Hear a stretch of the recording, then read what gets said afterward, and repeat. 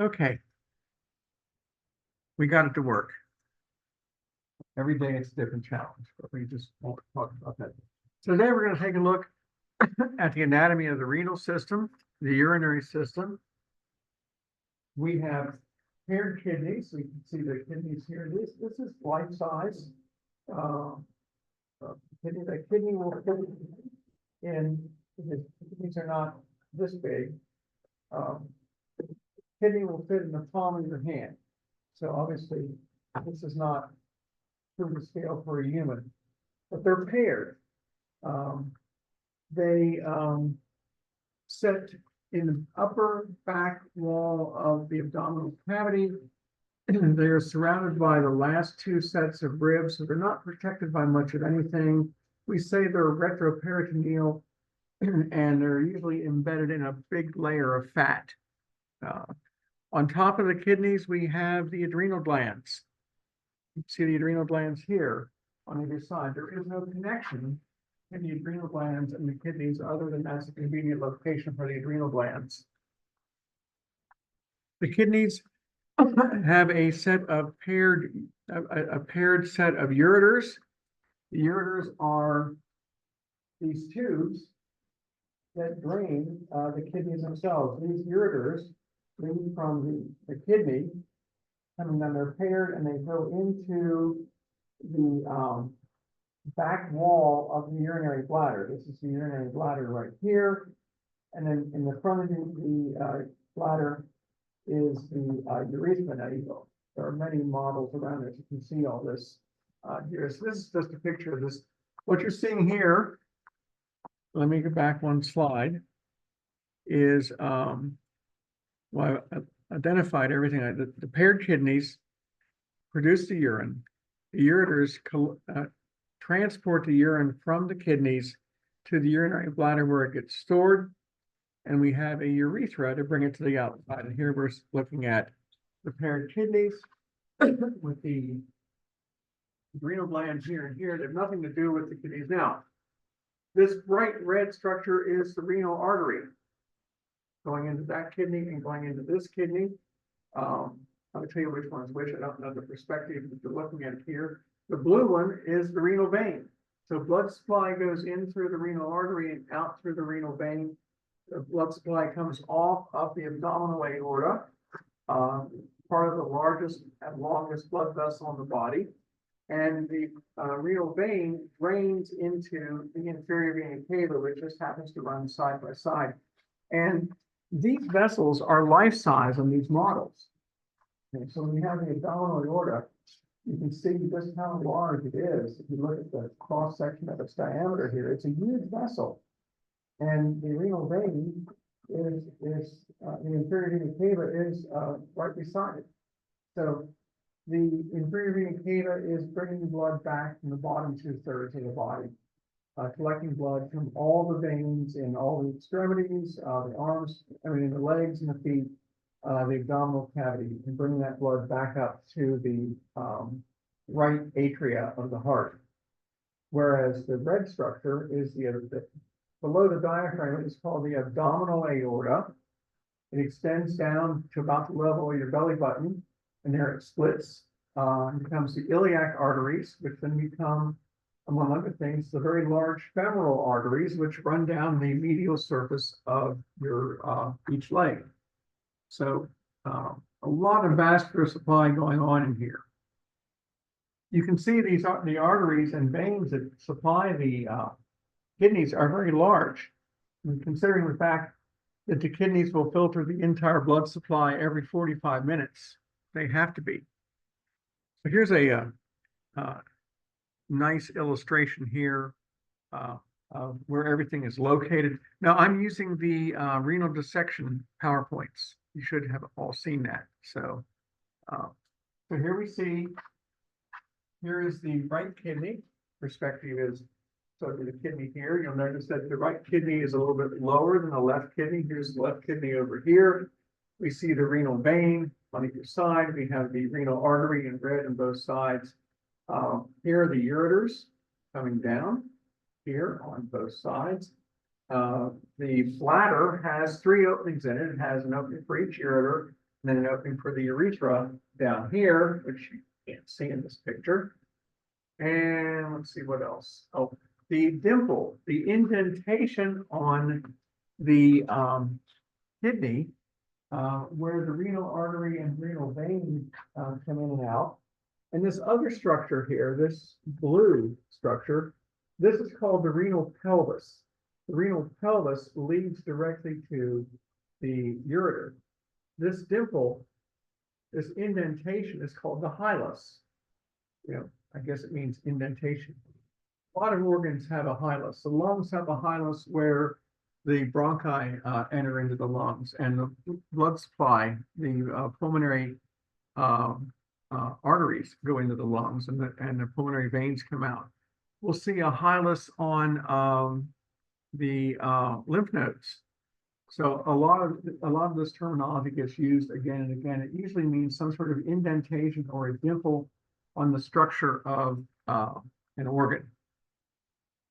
For a better illustration of what it looks like in a pretty realistic model, you can see the same thing here. We have our paired kidneys, we have our ureters here, we have the urinary bladder here. Urinary bladder is famous for the urinary bladder is famous because if you remember back to AP1 in lab, think back in the shadows, and there was a question on the first lab exam about transitional epithelial cells, you know, that had this horrible picture of just like this side of something, couldn't tell what it was. The bladder is where this transitional epithelium is located, because the transitional epithelium looks like columnar cells, but stretches out to look like squamous, because the bladder has to expand in size from something about the size of a walnut to something the size of a baseball. It can hold up to a liter of urine. And so as it stretches, the cells stretch with it. And this is one of the few places where we see this transitional epithelium. And I confess, if you go back to the PowerPoints to lab for AP1, that first lab test, those were horrible slides. I'll just admit that right now. There are horrible slides for transitional epithelium. So, but anyway, the bladder is expandable. Now, it is possible for the bladder to rupture. It has happened, where an individual needs to urinate so badly and refuses to urinate or can't urinate, that the pressure builds up to the extent that the bladder can rupture. So it's pretty unusual, but it can happen. So, okay, from the posterior side, looking in at our kidneys, again, you can see that the right kidney is a little bit lower than the left kidney. Left kidney is a little bit higher. They're protected somewhat by these last 2 pairs of ribs, the 11th and 12th ribs, but they don't get a lot of protection from those. The protection, they get more protection from a layer of fat that they are embedded in. Those are the what we call the floating ribs. You know, they don't attach to the sternum in the front. So, and one of the other things about the kidneys is this on the side. When there's a kidney transplant, when a person has a transplanted kidney, generally, if the kidney is not diseased, it's just not working right, it's left intact, it's left in place, and the new kidney is attached somewhere below it on either side. There's a little more room on the left side. Perspective here. Okay, so this would be the left kidney, even though this is this is a cubic symphysis, but remember, there's a little bit more room in here, so a transplanted kidney is often attached here. And the reason that they do that is because it's less invasive to the patient. When you're taking a transplanted kidney and putting it in, you're tying it into the renal artery and renal vein and to the ureter. But if you to take out the other kidney, you would have to cut the renal artery, the renal vein. You have to remove that ureter, tie it all off, and then put your other kidney in place, or maybe superimpose it there. It's just much easier for the third kidney to put in place here. And in some cases, taking the load off of the ailing kidney will help it to improve. So sometimes the transplant is all it needs to give the kidneys a break, and they start functioning or not. So, but yeah. Transplant. Oh, on the one coming in. So like a donor. The adrenal gland it wouldn't matter, because you can't take the adrenal gland off of the you can't. But let's leave your adrenal gland behind. Well, it doesn't have anywhere to go, so you would lose that adrenal gland. But you can function just fine. You can do very well on one kidney. You can do very well on one adrenal gland. So it would be very hard to find a new home for that adrenal gland in the abdomen. So it's less invasive ultimately for your patient to have the third kidney put in. Now, of course, if it's cancerous or it's gangrenous, it has to come out.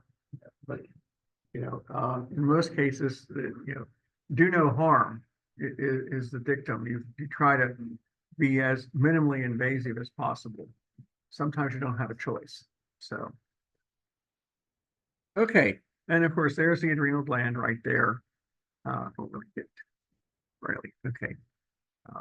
Again, the adrenal gland is actually about the third of the size of the kidney. You can see on some of the models we have, which we don't have any with us here, the adrenal gland is rather large, covering most of the top of the kidney. Okay, so enough of the adrenal glands.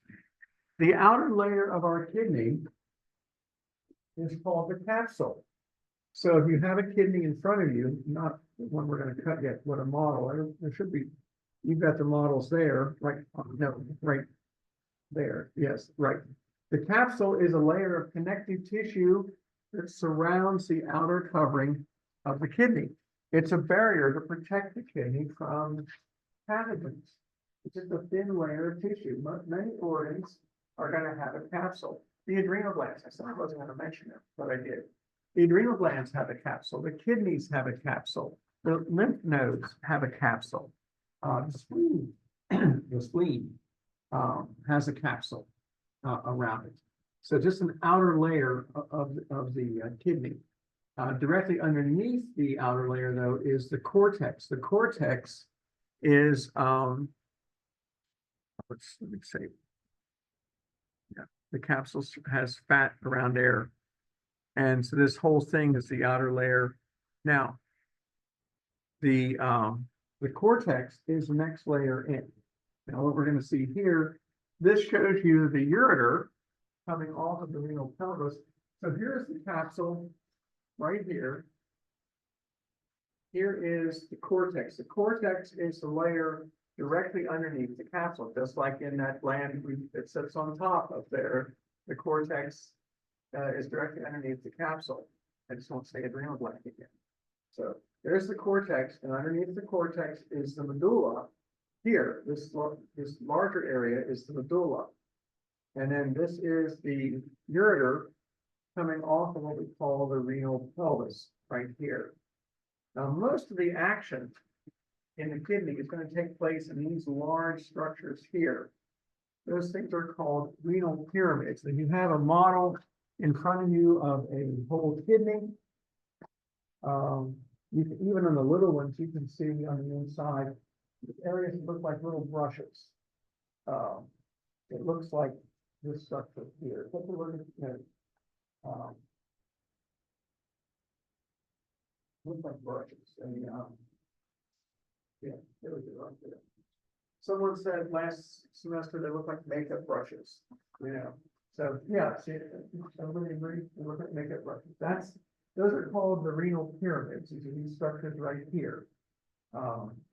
And you can see it on your model, and you've got a big model back there too.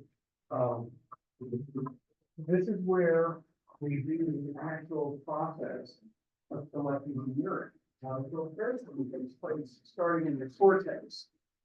But the medulla is where we actually get our urine production taking place. And there is a renal pyramid right there. So the renal pyramid works in conjunction with what the structures in the cortex itself. Now, the cortex contains a million structures known as nephrons. A nephron is the primary filtering unit of the kidney. There's about 1 million of them. So, because in use all the time, because we're filtering all of our blood every 45 minutes. I can't emphasize that enough, how many times we filter that blood. You're gonna be sick of me saying that. But that is the pyramid. The pyramid is receiving what gets filtered up here in the nephron. These things here, these little long lines that you see, those are nephrons. Those are nephrons. The nephron starts out in a structure known as the glomerulus. Let me see if I have a good picture of the glomerulus here. I won't get ahead of myself. I'll just work my way through it. Okay. There's the cortex. That's where the nephrons are located. You have the renal pyramids directly below that. The renal pyramids are separated by columns of tissue called renal columns. The pyramids end in structures known as papillae. At the bottom of the hairbrush, if you look at the makeup brush, if you will, you take a look at the bottom of that, you see it ending in a series of little fine structures, like little lines. Those are the papillae, because the pyramid is made up of thousands and thousands of the ends of nephrons, all trickling urine down through the renal pyramid into these papillae. The papillae are these little structures right here. You barely see them in this picture. Those are the papillae. And each papillae is draining into this large structure here called the renal pelvis. Now, the renal pelvis is made up of a series of smaller structures each one called a major calyx. This large area here, this area here collecting urine from 2 pyramids is called a major calyx. Here's another major calyx here collecting from these 2 pyramids, and there's another one collecting from these 3 pyramids. So we have the structure known as the major calyx is collecting urine from multiple pyramids. Each pyramid dumps into a minor calyx. So the minor calyx leads to the major calyx, which leads to the renal pelvis, which leads to the ureter. So if you look at this slide, you can follow the ureter here, back up to the renal pelvis, to the major calyx here, here, and here. And each major calyx is made up of at least 2 minor calyx structures. The papillae don't show well in this picture because there are a series of little tubes that are going to be draining that urine out. Let me see if this picture, yeah, this is a little bit better. You look very carefully. These little structures here, these little tubes are the papillae where all the urine is coming in from each pyramid. So, and we're filtering out, like I said, our entire blood supply in about 40 minutes, and we generate about 1.5 liters, somewhere between 1.5 liters thereabouts of urine on a daily basis, all trickling down through these papillae and dumping ultimately into the ureter. So, and if there's another illustration. There's your minor calyx, your major calyx, your renal pelvis, and you have multiple, as they say, calyces. That's plural. So, okay, now I caught up to where I was. The nephron is the functional unit of the kidney. There are about 1 million nephrons in each kidney.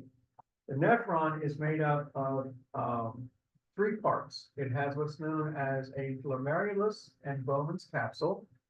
Let me show you what that looks like.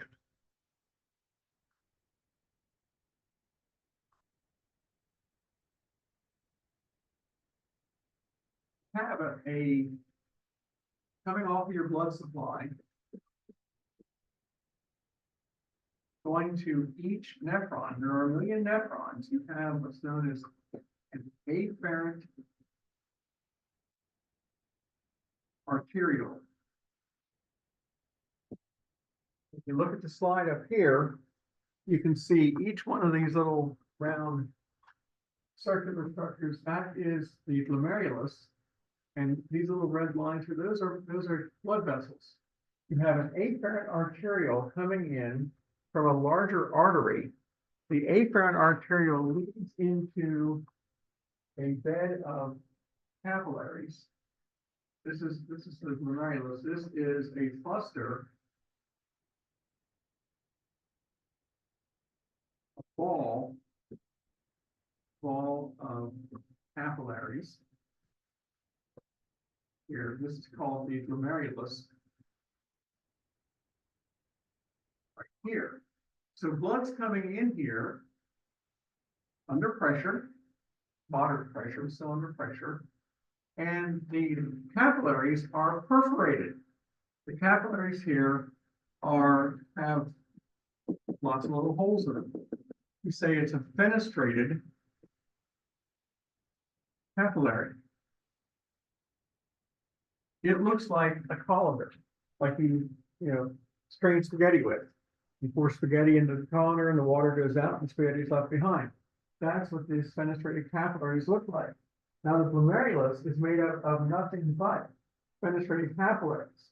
The fenestrated capillaries will allow plasma to go through. It will allow sodium. It will allow potassium. It will allow chlorine to go through. It will allow glucose to go through. It will allow amino acids to go through. It will not allow no large proteins, no blood cells, no large molecules. So the glomerulus filters our blood, filters our plasma. Doesn't have to enter the red cells. Any of the waste products we're trying to get rid of are going to be in our plasma. So it's going to filter our plasma. It's going to filter out water. It's going to filter out sodium and potassium and chlorine and glucose and amino acids and any other molecules that are small. Large molecules are not going to be filtered out. Red cells and white cells are not going to be filtered out. They're too big. So that's going to get collected. It's being filtered. It's going to be collected by a structure that surrounds it. And that structure is known as what we call Bowman's capsule. This is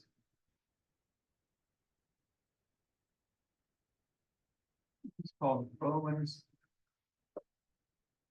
capsule. So the filtrate is being pushed out through these fenestrations into Bowman's capsule. And how much filtrate are we talking about? Well, 20% of the plasma that comes in, 20% of plasma is filtered essentially every second. So 20% of our blood supply's plasma is going through the kidneys every second. And it's being collected here in this tube called the proximal tubule.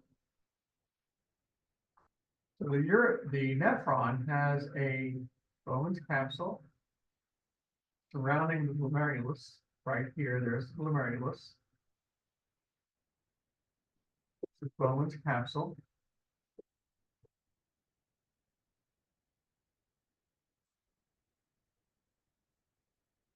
Glomerulus. The blood supply comes in the afferent arteriole.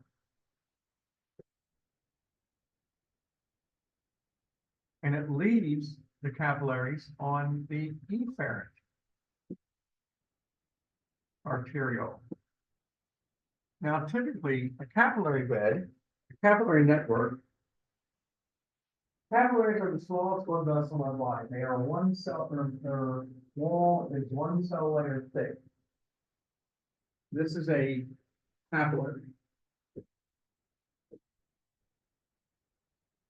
No muscle layer, no fat. It only has an outer layer here and an endothelial lining made of epithelial cells here, and that's it. So it's essentially one cell layer thick. Now these fenestrated capillaries will form a capillary bed. They'll form a network of themselves, and they'll interconnect with each other so they can spread out through a tissue and, provide nutrients to a tissue area. And then at the other end of the capillary, you have an arteriole here, which is a small, tiny artery. And so at the other end, you're going to collect the blood that went through the capillary bed. Capillary bed. You're going to collect this on the other side in what's known as a venule, a tiny vein. This is a long way to get to my point here. Every capillary bed in our bodies is fed by an arteriole and drained by a venule. We control the movement of blood to our skin by restricting blood flow on a cold day so we don't radiate body heat. On a hot day, we send lots of blood to our skin. We can restrict the flow temporarily of blood by controlling movement through these capillaries. Every capillary bed in our bodies has an arteriole leading in and a vein leading out, except here. Here, we have afferent arteriole coming in, and we have the efferent arteriole going out. It's the only place where we have an arteriole leading blood in and an arteriole leading blood out. So by coming off of the Bowman's capsule, we have what's known as the proximal tubule. So we just filtered out a whole lot of stuff from our blood. We filtered out sodium, potassium, chlorine, magnesium, and calcium, and a lot of glucose. We don't want to lose any of that. So in the proximal tubule, we're going to start recovering water, glucose, sodium, potassium, calcium, magnesium, amino acids. That's what we do in the proximal tubule. And that process continues as we go through here. So by the time we get to the end of the nephron, which is called the collecting duct, and the collecting duct is this long white structure here. By the time we get to the end of the collecting duct, what's in here is urine. Up until that point, everything is called filtrate because we're going to recover most of it. Because if we drained as fast as we're filtering the blood through our kidneys, if we drained our entire blood supply through our kidneys and kept all the filtrate, we would be dried up and look like a scarecrow in about 45 minutes. All of our water would be gone. So we don't want to lose all that water. We're going to give up 1.5 liters of urine on a daily basis. We're going to replace that on a daily basis by the water we take in. So anyway, This is the nephron, the number one filtering structure of our kidneys. It is the functional unit of the kidneys. It has three parts to it. It has the Bowman, the glomerulus surrounded by Bowman's capsule. We call that the renal corpuscle. We have the proximal tubule, which then forms a structure known as the loop of Henle. The loop of Henle is this structure starts out here and dives deep down into the medulla and comes back up on the other side. And there we suck out more water and more salt. We end up with a third tubule called the distal convoluted tubule, or just distal tubule. The distal tubule is where we recover even more water. The distal tubule is where aldosterone works. Distal tubule, remember aldosterone the other day? Renin-angiotensin aldosterone. Aldosterone tells our bodies to recover water by recovering sodium. We recover sodium, we're going to recover water. So right there is where aldosterone says recover sodium so water will follow. And that's what increases our blood volume and raises our blood pressure.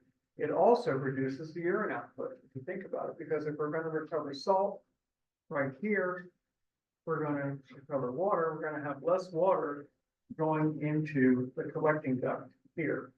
So we're going to pee less if we're generating aldosterone.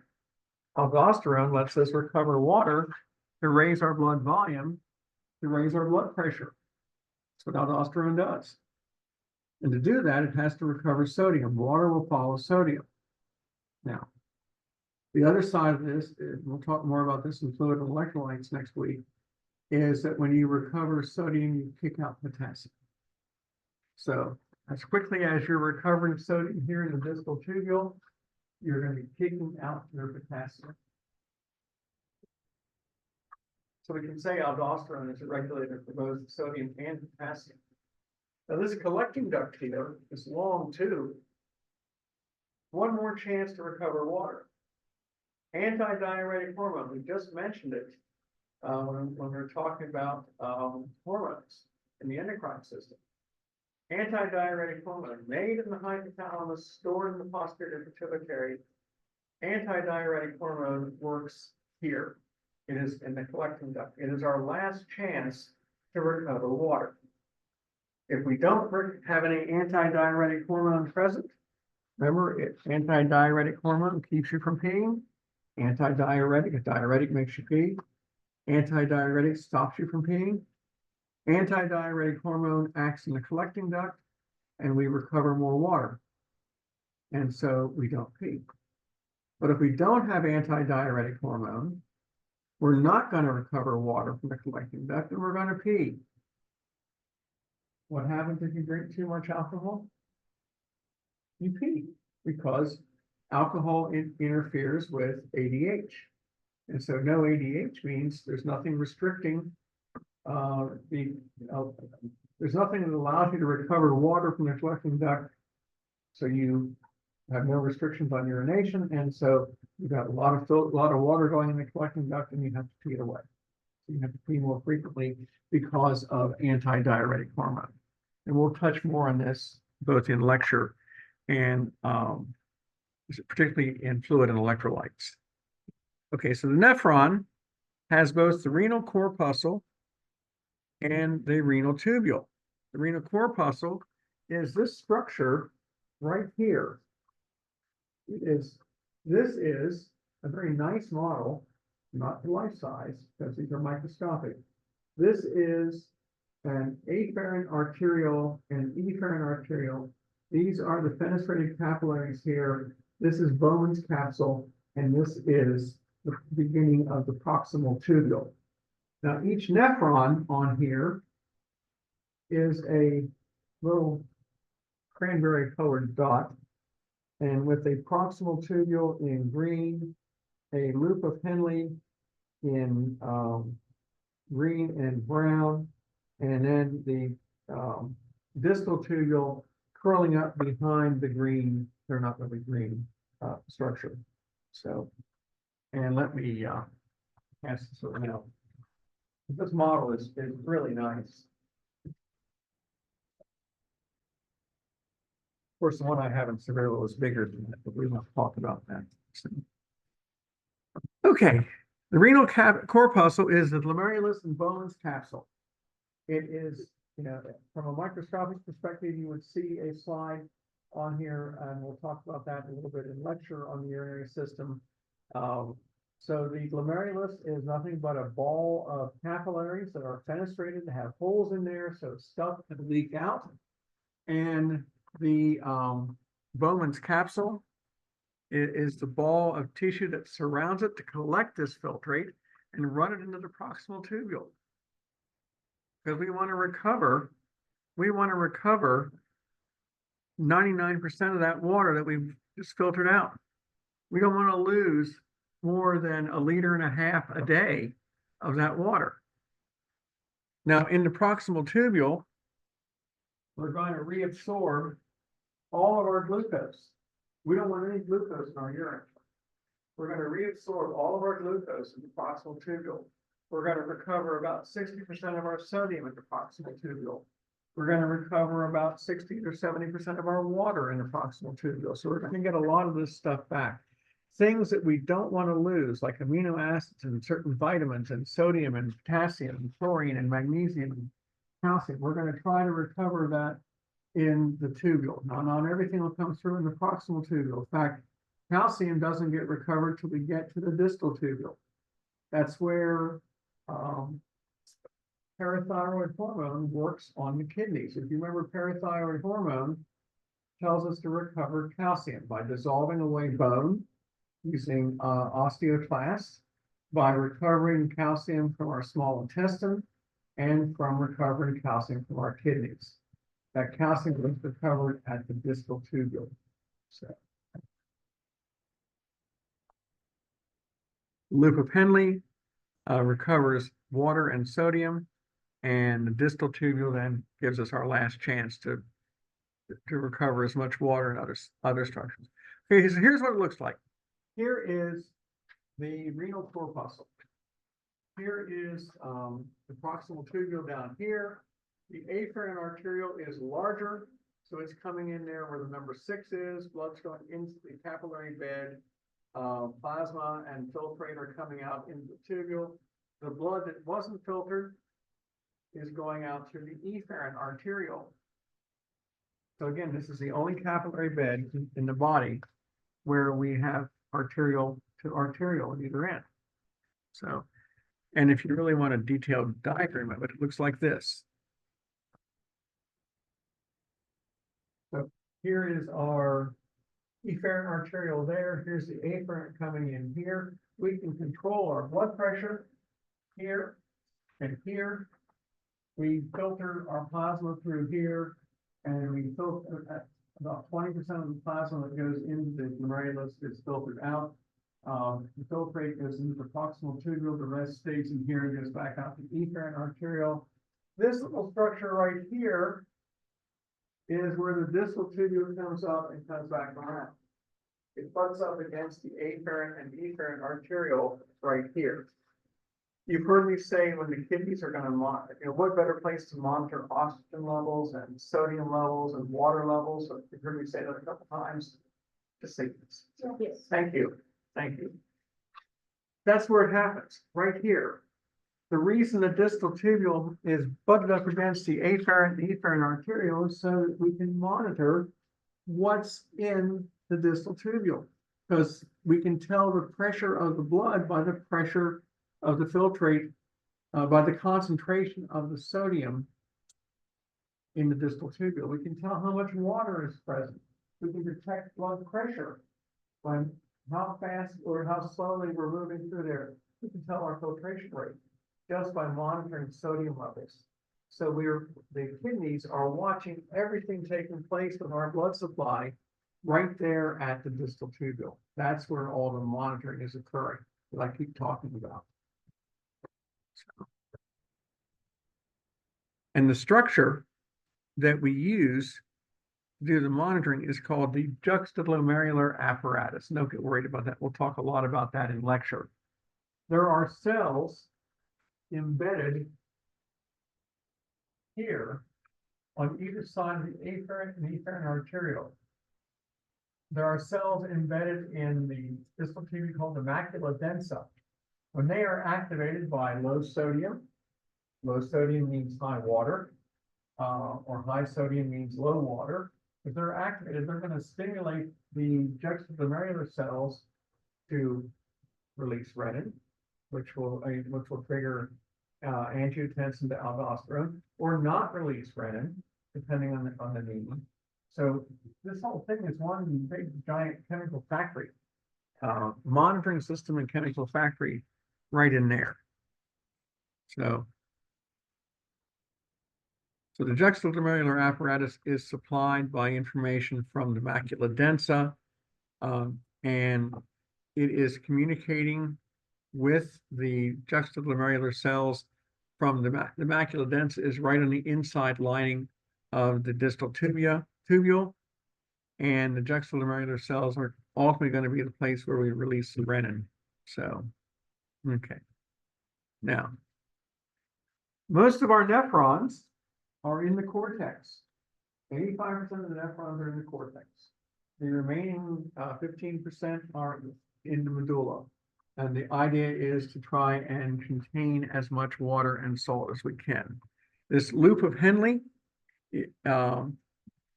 is very short in the cortical nephrons, doesn't extend very far into the medulla. But if you are dealing with the juxtaglomerular, juxtamedullary nephrons, you're going to dive deep inside here. It's basically for regulating water levels. So, okay. The kidneys are fed by the renal artery system coming in right here. Renal artery dissects into the segmental artery, which is right here.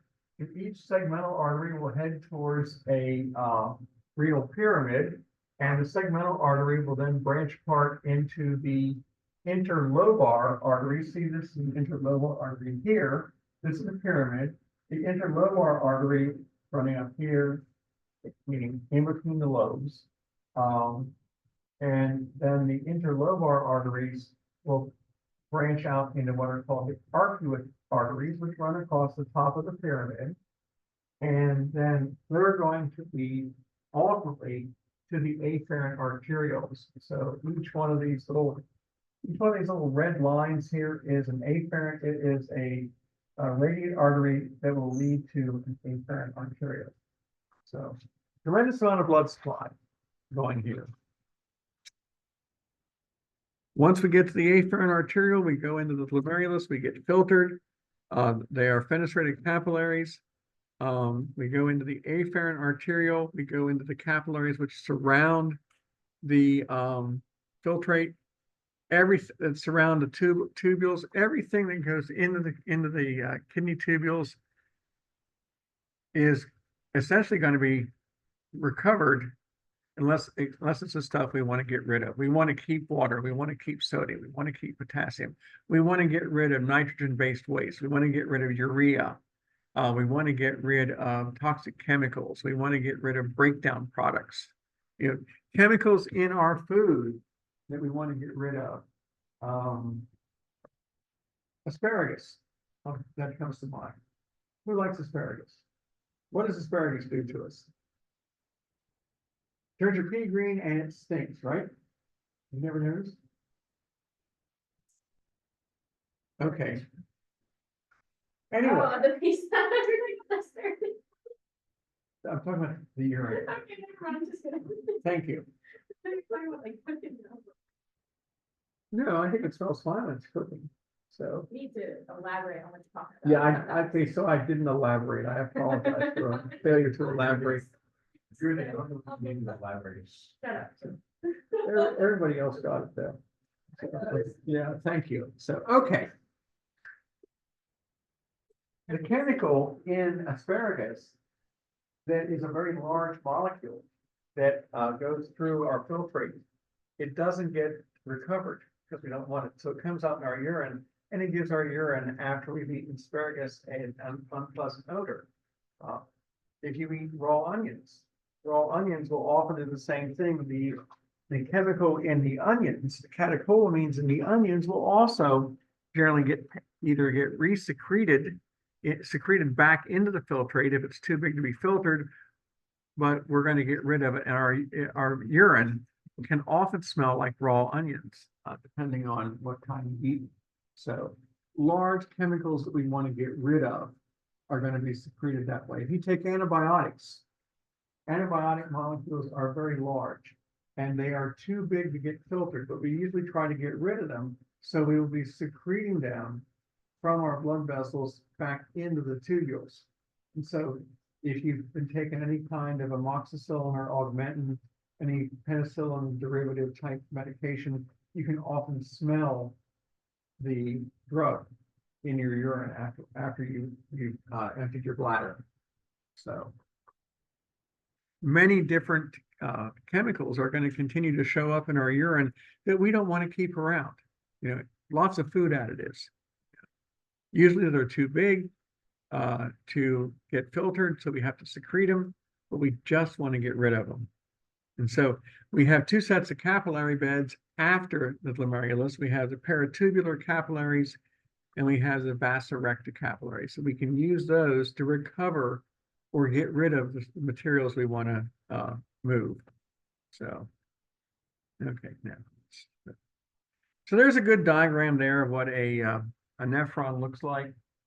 Here's your renal corpuscle right here. There's glomerulus in red, the efferent arteriole, the efferent arteriole. The efferent arteriole then will form the peritubular capillaries here. Surrounds the loop of Henle on this one, or it will form the vasa recta on those cortical, on those juxtamedullary nephrons. The whole idea, though, is that we surround our tubules with capillaries so we can recover the water and the salt we're trying to keep. So, okay. A couple other points here. We'll hear more about this in lecture. The collecting duct is that long structure I showed you earlier. This is where anti-diuretic hormone will act here to allow you to recover more water, because essentially it'll work by recovering sodium, and the water will follow the sodium.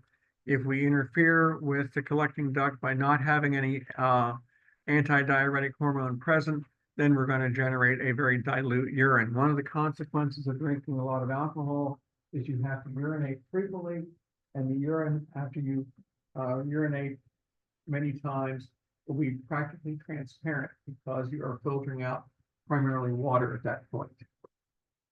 And now this is our close-up of our urinary bladder here. Our bladder is lined with transitional epithelium. It has 3 openings. We call it a trigon structure because it has a ureter and a ureter on the posterior surface. It has the opening for the urethra here. We have 2 sphincters on the urethra. We have an external sphincter right before the orifice, and we have an internal sphincter actually it's right below the prostate gland. This is the prostate gland. We have a sphincter at the bladder and a sphincter just below the prostate gland. In the males, this sphincter, this lower sphincter, is the one that we can control. This is smooth. This is skeletal muscle, so we have control over that sphincter to a point. If the bladder becomes excessively full, then eventually it will force that sphincter to open up and relieve the bladder. If not, then bladder could rupture.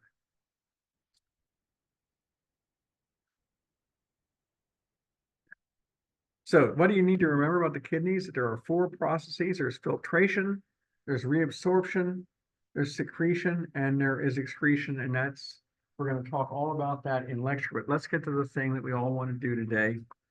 Cut up kidneys. Okay. Everybody should have a kidney in front of them. It's I think it's a kidney. They're all in bags. And if you want to, we have gloves over there. I highly recommend wearing gloves. And we have dissecting tools in the trays here. And you'll need, scissors and a scalpel and a couple of probes. You have a variety of sizes here on these gloves. These are all micro, it's no latex. So.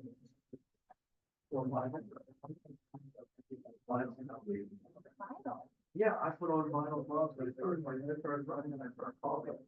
Latex does nothing to me. I never figured it either until it happened to me. Actually, in this classroom, a number of years ago, we were doing eyeballs. And I put the vinyl gloves on and started, my nose was running, I started coughing, I just took them off and it went away. I know. Okay.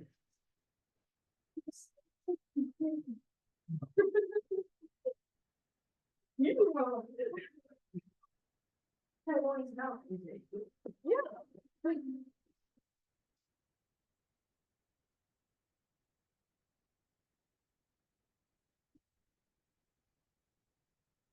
I don't know.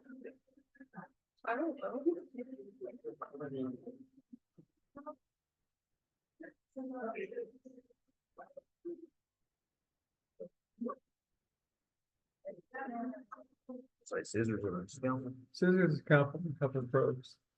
So, once you get your, gloves and your instruments, go ahead and take the kidney out of the bag. And, there's a dissecting tray at every table and there's a kidney at every table. If you're by yourself, if you want to look to somebody else, that's fine. If you need another kidney to play with, feel free in that one.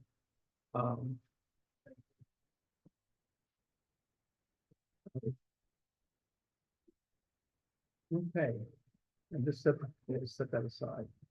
So, okay.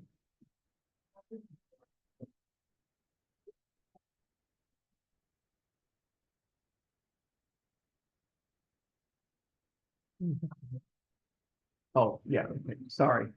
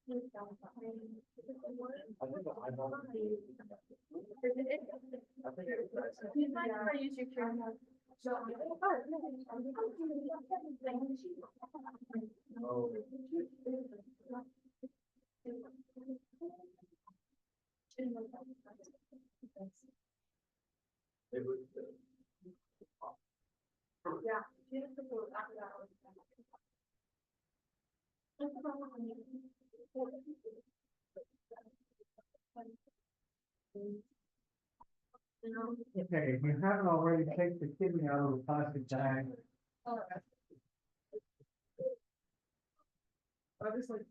Just set it back.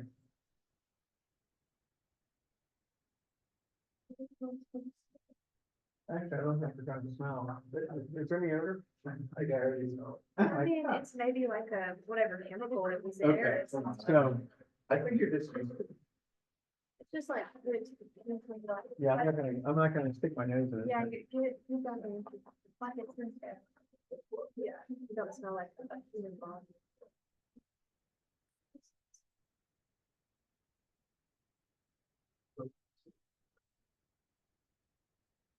Capsule on, if there's a capsule on these, I don't, see it anywhere. I think the capsule's been removed. Capsules should be much thicker, like you would see in the yellow, on the slide up there. But if there is a capsule, you would normally remove it. You should also see, you might see some fat sticking there. You might see some connecting tissue. Here at the hilus, this indentation is the hilus. There is something. That this may be the renal artery. here, if they have an injection site, I'm not quite certain on that. But, you can also see, if you look carefully on the surface of the skin of your kidney, you're gonna see the remnants of some red dye. So we're seeing where the afferent arteriole has bled into the glomerulus. If you see the red dye in the surface of the kidney. So the hilus is that indentation. Everybody should be able to see the hilus on their kidney. It looks, it's that indented portion, right here. So go ahead and make sure you all know where that is so that we can use that as a landmark.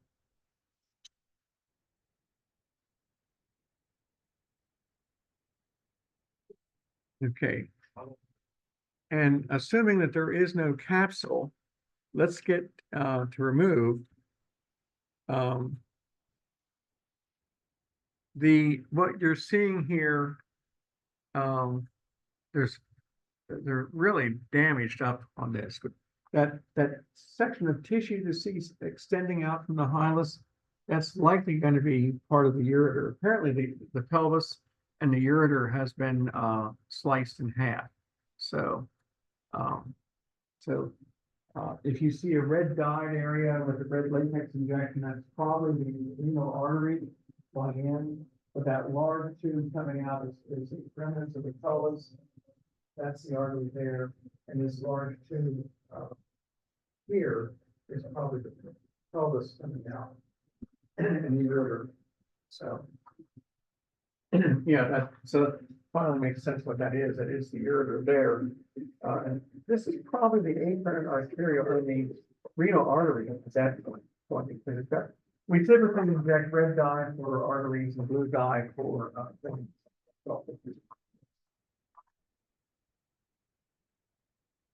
Okay.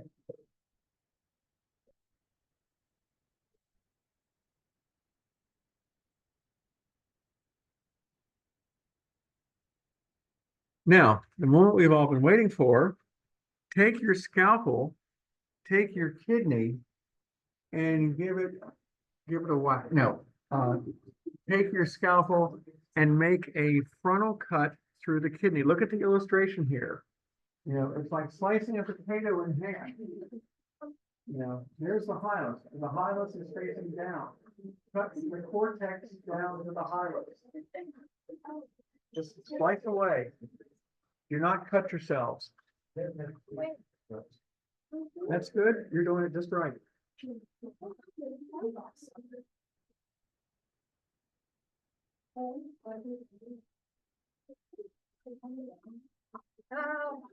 See? Oh, that's perfect. That's really nice. Oh, yeah.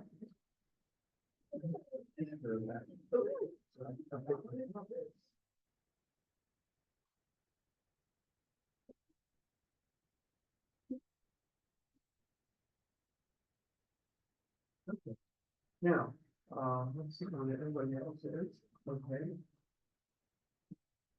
That's good. Not very nice.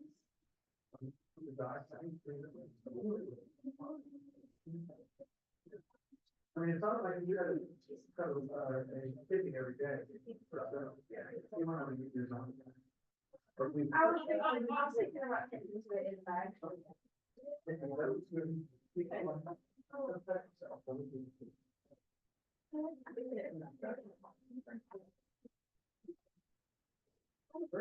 Yeah, that's it.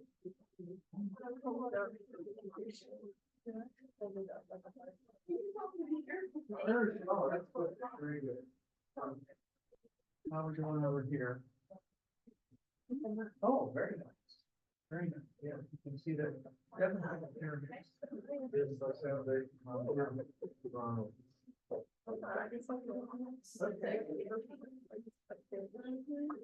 Now look at all this time. Scroll. Here.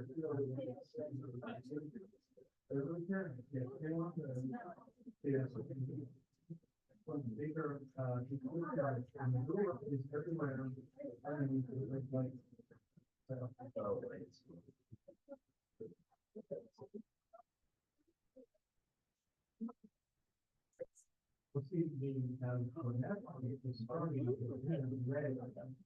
And it's sending down into the frankly, and here, that are right in the bring into the parents.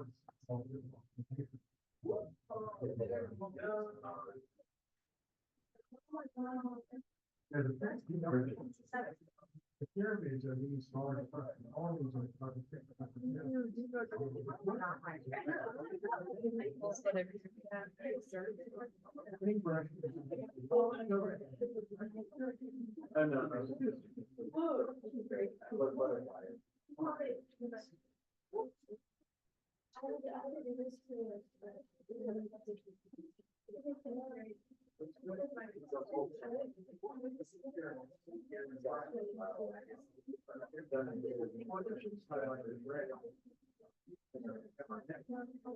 Our vertical nephron start here and extends about around the pyramid. The other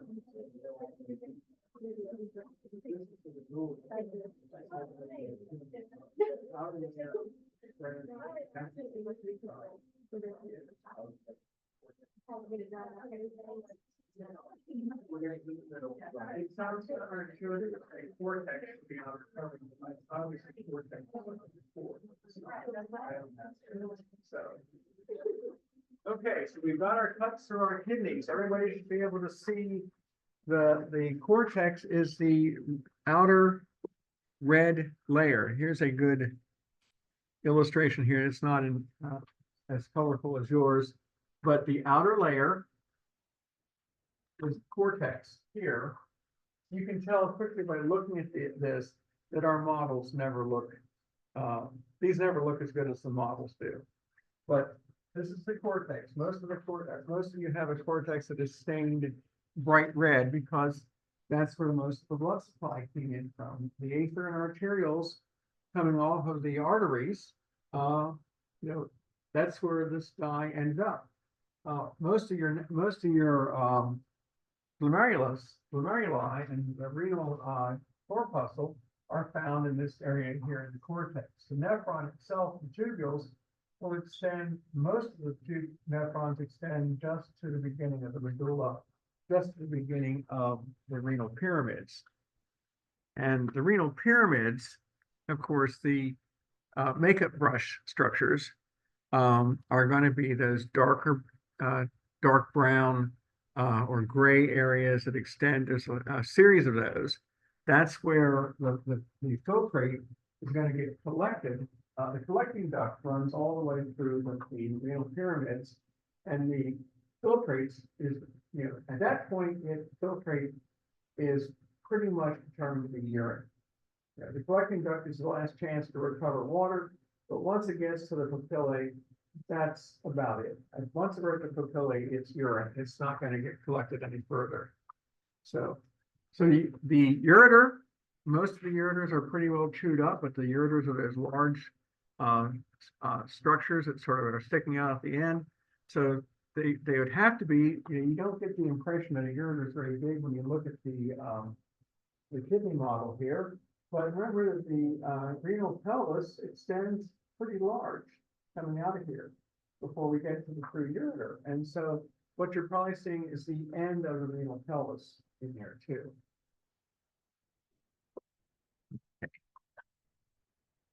So if we look at our dissected kidney, you should be able to see where, at least where the capsule was.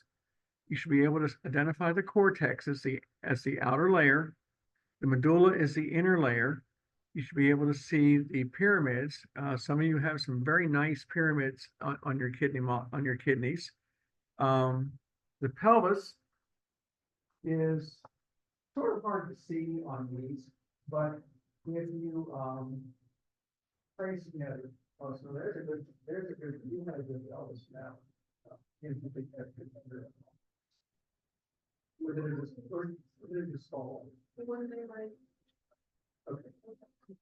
Okay, so this is a very good one. Showing you the pelvis. There's the pelvis right there. Yeah, that's the pelvis there leading to the ureter.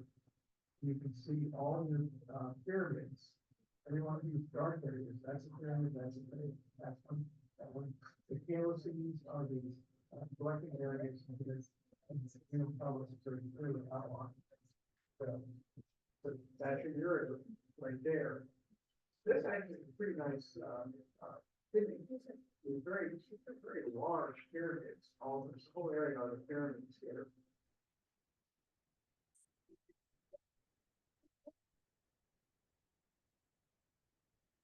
And, in the pyramids, this is the pelvis leading to in the ureter here. The pelvis extends out, ureter is probably starting at below that.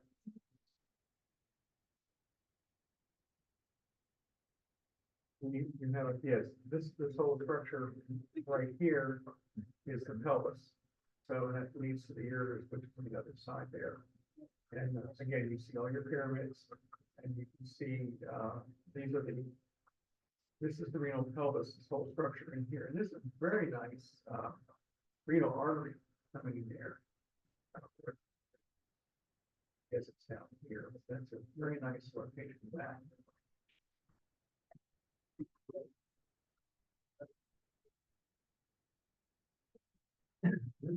Yeah, you have your renal pelvis.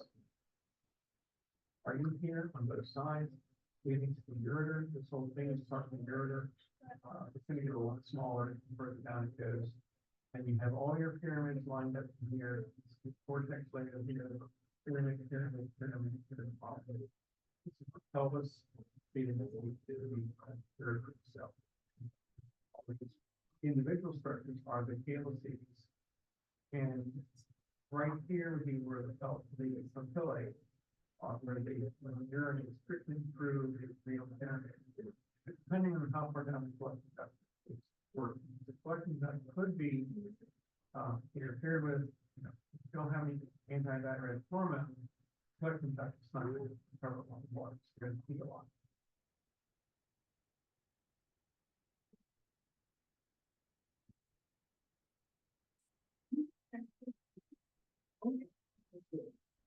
Very nice. Whole thing, pelvis, renal pelvis, maybe to the, you know, maybe start your, but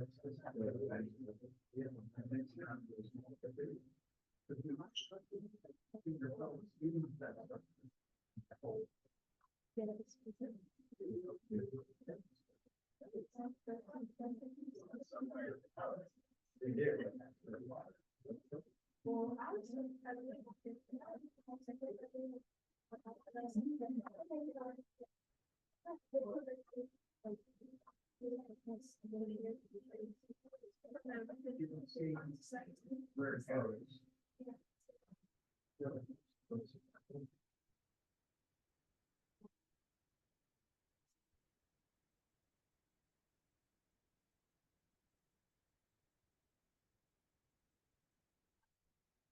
No, it's sort of like they're all.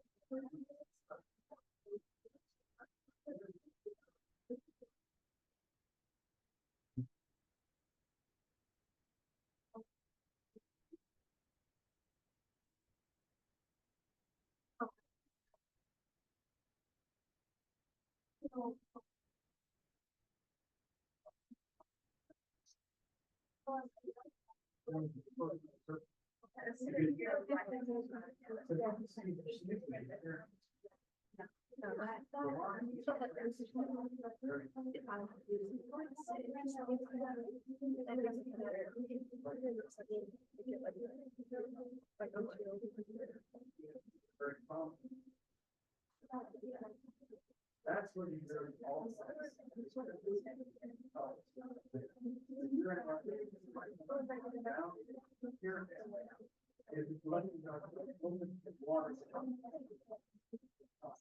water can restrict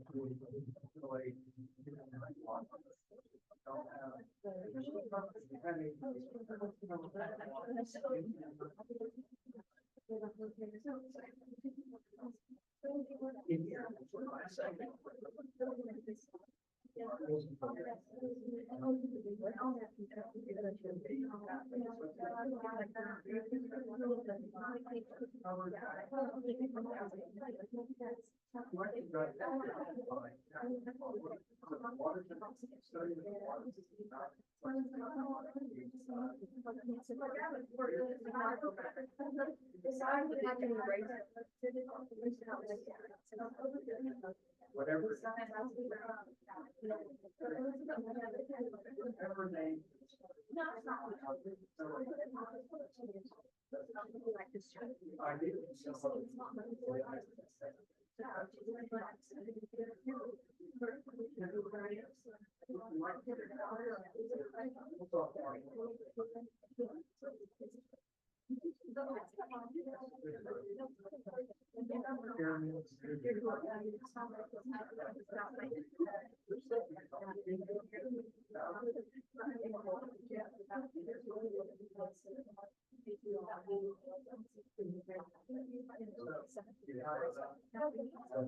Okay, I'll see you later.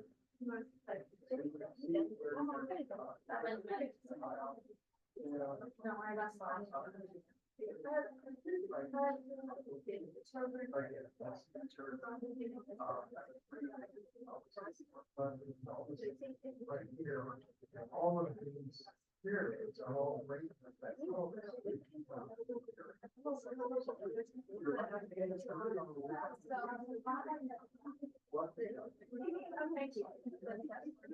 So if you have any other antidiuretic, then you're have something go out one of your current.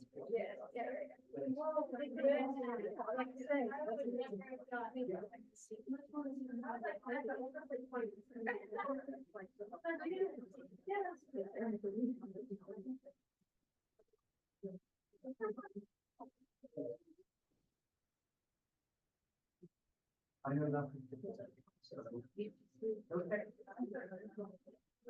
Okay, any questions on our?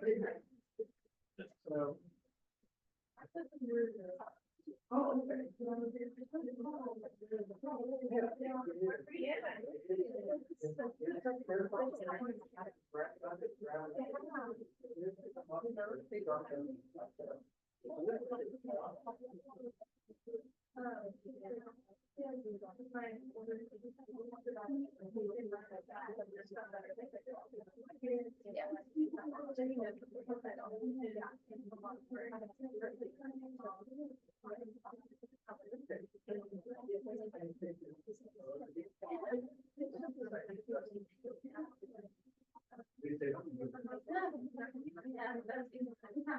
Yeah. Just not everybody into the. Okay, if you're done, then go ahead and dispose your kidneys in a trash can. So they're not a biohazard or anything like that. They're just a waste product. So.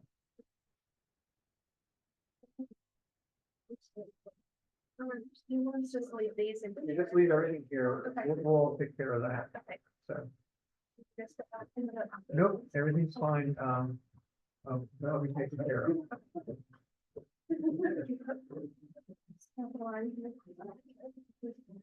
So this is all three, right? This is all part of you three. So we'll check them out. I don't want to go on test three, even if you like. Yeah. I'll send out an email later today about that, so that you're reminding people what to test on and what not to test on. Yeah. Okay, well, thanks for coming in today too. Thank you. Now, remember, we're online, we're zooming tomorrow for lecture. Have a good day. You too. No, there is no lab tomorrow, so that's my.